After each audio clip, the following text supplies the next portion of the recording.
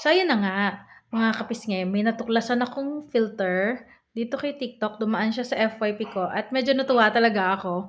Meron ditong effect na nakakaliit daw ng ilong. So, tatry natin yan, syempre. Unahan natin kay RJ. Oh, Hmm. ako agad. Oo. Nga, face reveal. 2, 3. Pinaliit. Parang naging perfection yung ilong mo. Nagmukha akong unggoy. Ikaw naman, ikaw. Yan, tingnan na natin sa kanya. And 1, 2, 3. Tagalin mo na. Siya pa nga. Mas lalo pinaliit. Oo, maliit kasi ang problema, maliit na talaga yung ilong ko. Normal yun, ang liit ng ilong ko, tas ang laki ng pisngi ko. Nagmumukha tayo unggoy, no? Parang naging ilong ng pusa. Iba ilong ng pusa, ganyan. Meow!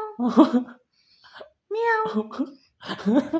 Ang pangit tignan. At takpa mo.